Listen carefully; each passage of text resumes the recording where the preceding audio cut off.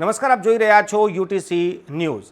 રાજ્યમાં હાલ જે રીતે ક્ષત્રિય આંદોલન ચાલી રહ્યું છે અને સત્રાણીઓ જે રીતે મેદાનમાં ઉતરી છે, તલવારો ખેંચી નાખી છે, જગ્યા જગ્યા પર દેખાવો થઈ રહ્યા છે, ધરણાના કાર્યક્રમોના આયોજન થઈ રહ્યા છે।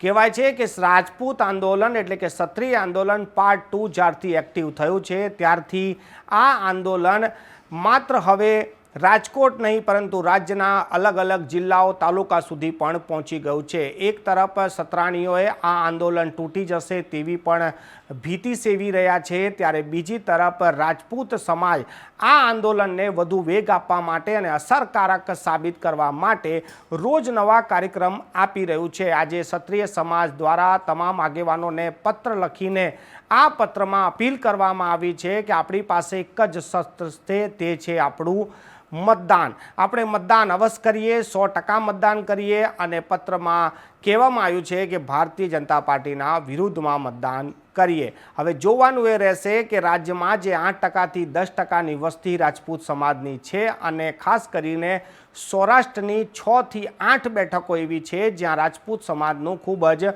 પ્રભુત્વ છે।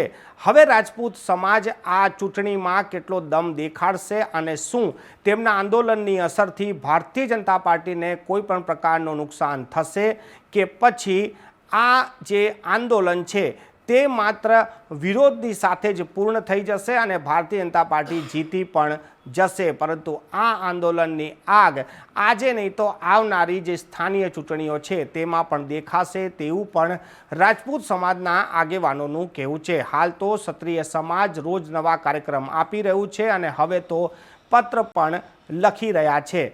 આગામી સમયમાં વાત કરીએ તો ત્રીજા તબક્કાની જે લોકસભાની ચૂંટણી છે તે 7મી મે છે અને હવે જ્યારે એક સપ્તાહનો હજુ સમય છે ત્યારે આ એક સપ્તાહમાં પણ ક્ષત્રિય સમાજ પોતાની પૂરી તાકાત લગાવી પોતાની શક્તિનું પ્રદર્શન કરી રહ્યું છે।